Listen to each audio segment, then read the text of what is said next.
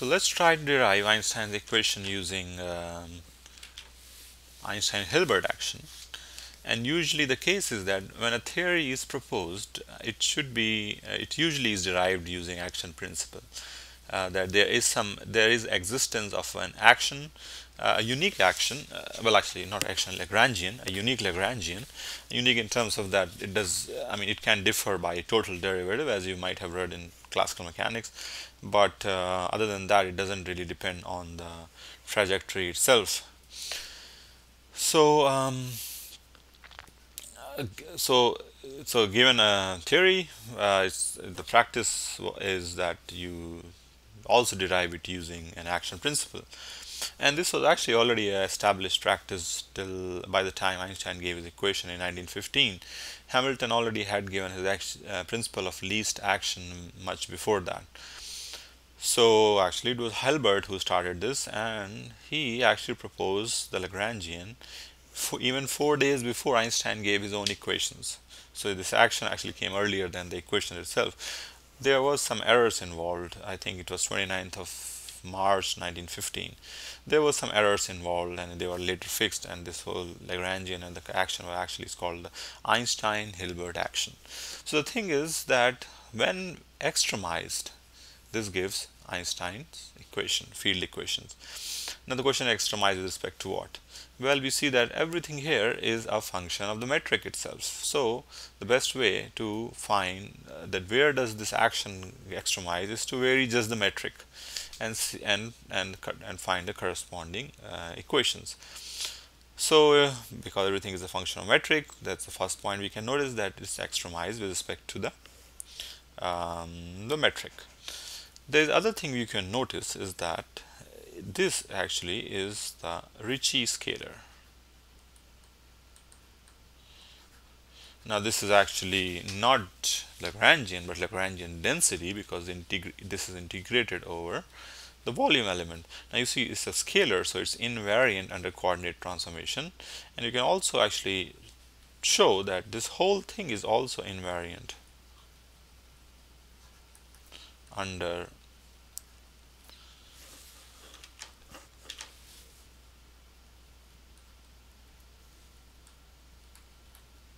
coordinate transformation.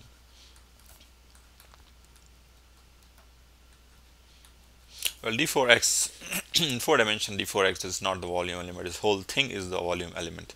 So this is invariant under coordinate transformation. This is invariant under coordinate transformation. The whole integral is also invariant under coordinate transformation.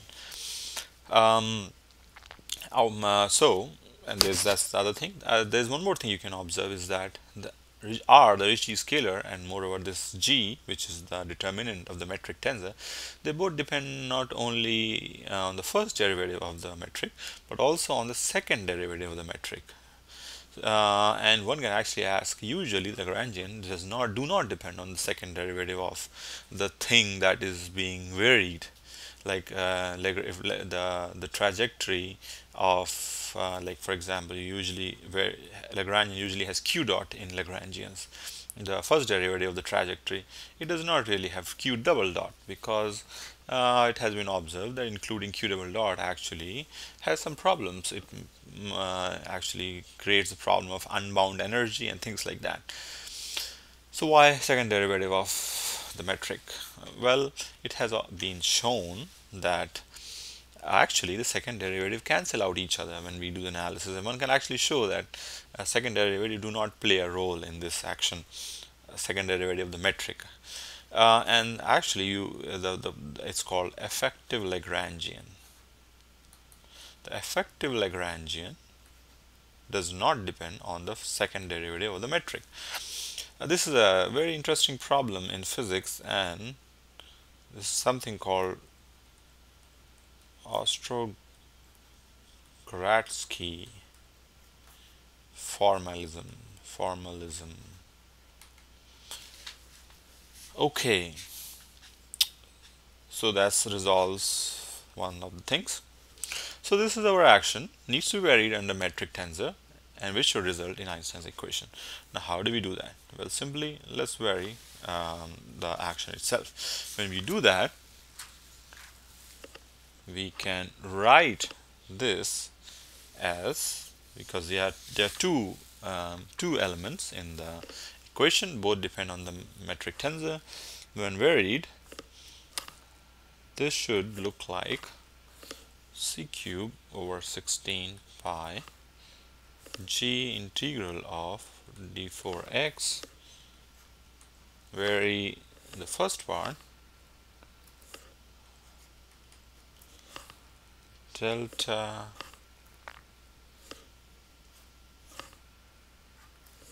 r plus minus g delta r. Okay, to find delta g,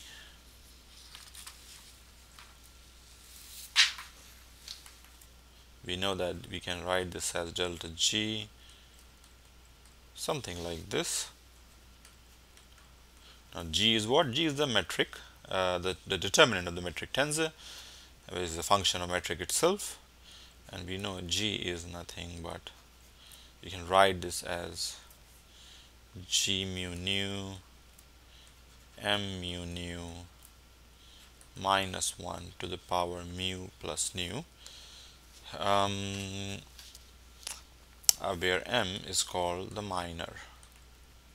Well, it's summed over nu only, so it's not summed over mu. So it's summed only on mu and it's called a minor. Okay, and if you do del g over del g mu nu, it gives you minus 1 to the power mu plus nu m mu nu. Also, you can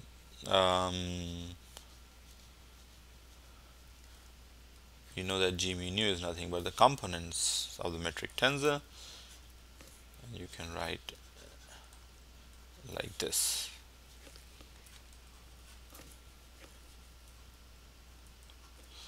Okay, and from here you can see that del g, you can see how these two are related. There's a standard formula, and you can, from there you can write this del g over del g mu nu equals g mu nu.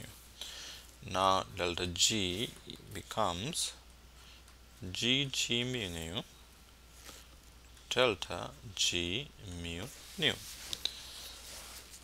Okay, now we know that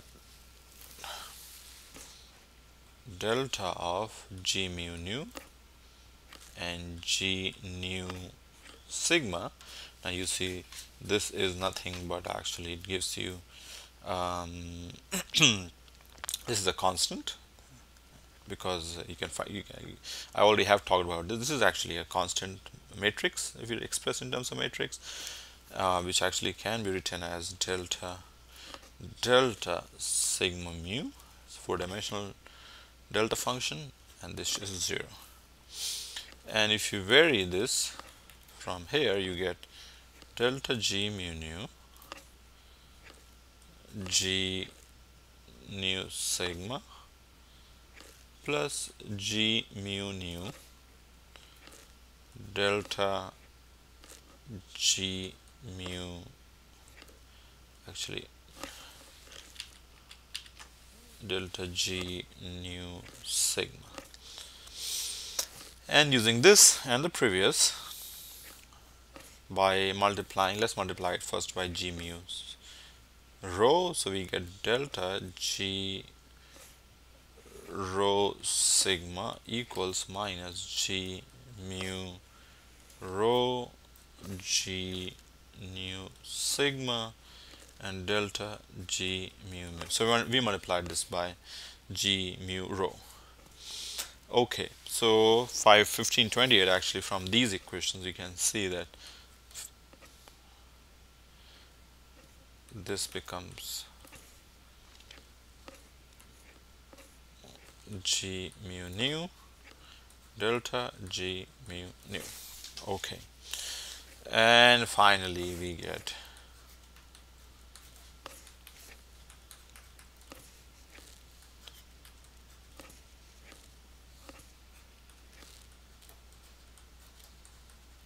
something like this.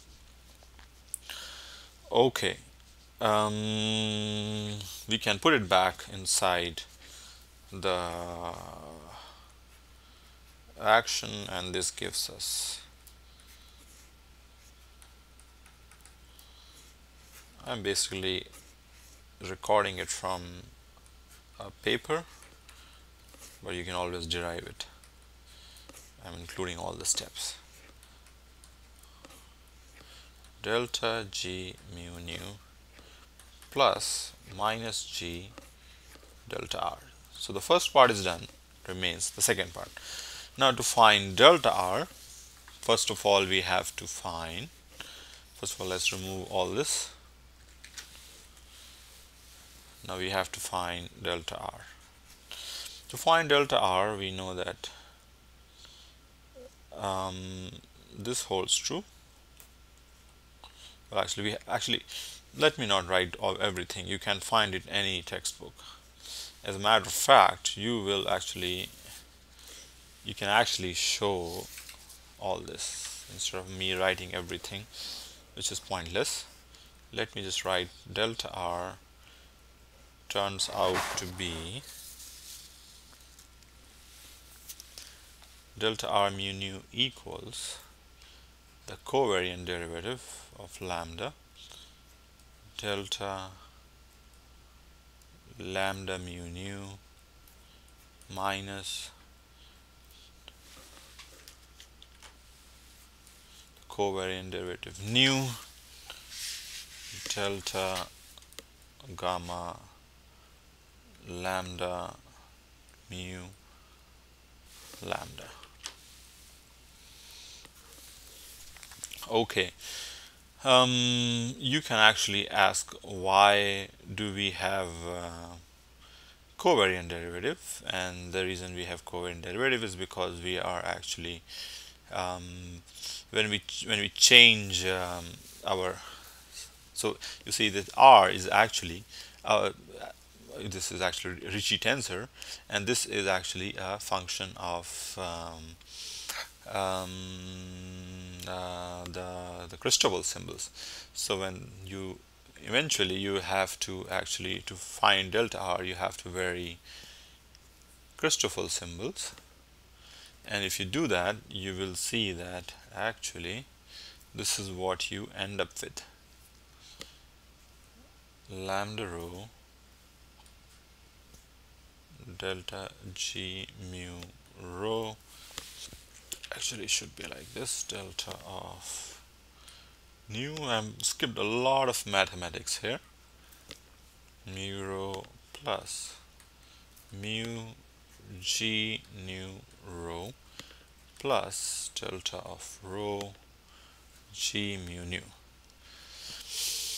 Okay, so and you can achieve this by writing gamma as a function of the metric tensor, and then once you have gamma, you know that there's a lot of mathematics involved, and eventually it actually reduces to this. Now you know that what covariant derivative is basically if this is nu, this is del over del nu plus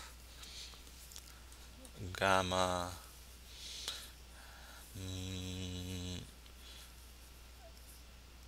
I think it's nu alpha beta del alpha del beta. Just confirm it, please. This is covariant derivative.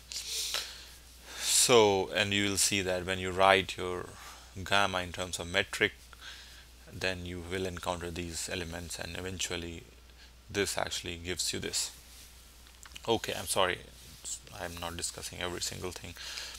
So given this, this is our second, and also we need to find the Ricci, actually the reason we found delta R mu nu is to find delta R, which is delta G mu nu R mu nu, and this is nothing but delta G mu nu r mu nu plus g mu nu delta r mu nu. So that's why we calculate delta r mu nu from here. And actually this reduces to something like delta r equals delta g mu nu r mu nu plus surface terms. Now you might remember that in classical mechanics Lagrangian you have boundary terms that come in picture. When integrated gives you a constant which can be ignored. So in this case also we have surface terms because there is a volume integration and these can be ignored. And if you eventually put everything back in the integral, this looks like c cube over 16 pi g integral of d4x minus g r mu nu. Now to really understand this, I'll suggest reading about Gauss law in curved space-time. Just simply in the four-dimensional curved space-time counterpart of Gauss law in curved space-time to really understand what's really going on in here. Okay, and this minus half g mu nu r delta g mu nu. Okay, and we know that because we are trying to extremise it, this should be 0, and that gives us r mu nu minus half g mu nu r equals 0. Now you see we already have our Einstein tensor on the left, but we do not have anything on the right hand side, which is the stress energy tensor. It's because we have not written the complete Lagrangian. The Lagrangian only included the curvature term. The source term was not included. So I mean this is good for this is good when you don't have sources involved. So a standard space-time curvature can be written like this, expressed in terms of these Einstein equations. But if there are fields involved, then your Lagrangian, and that's a usual practice, that's a usual thing, it's not really unusual. The total Lagrangian, and if you see a standard model, so many Lagrangians are actually stacked together. So then the total Lagrangian is going to be L, actually Lagrangian density EH Einstein Hilbert plus L of fields, when include the source terms. And if you vary this, then actually we'll be varying something like this, equals 0. Okay, as a matter of fact, if you include the source term, then let me write it actually not really like this. It's the Lagrangian density. A usual practice is to write in a very different way, something like this. And if you include this, you can see that so basically your action will be I will be LEH plus L fields d cube or d4x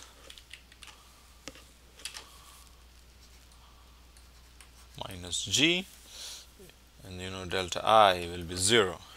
And you can actually see that T mu nu turns out to be, now you see Einstein gave his equation early, Einstein gave his equation in terms of T mu nu. If you use Hilbert action, then you know that this should hold for action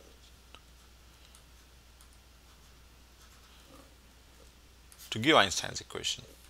Einstein did not derive his equation from, or write his equation from action principle. He simply wrote it based on other arguments, but he didn't really derive it using action principle. It was Hilbert who started with the help of Einstein also. So if this action is the action which should end up in Einstein's equation, this should be satisfied. This should hold true.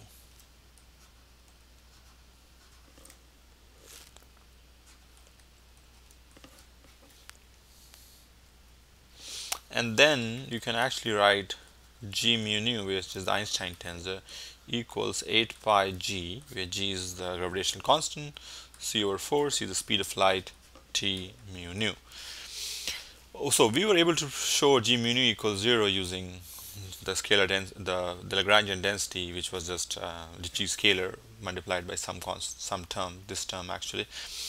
But the right hand side is going to appear only when this holds true. Now this needs to be talked separately, and this is what I will do in the following lecture. And we'll talk about stress energy tensor in this fashion. But the basic idea was that given the Lagrangian density which just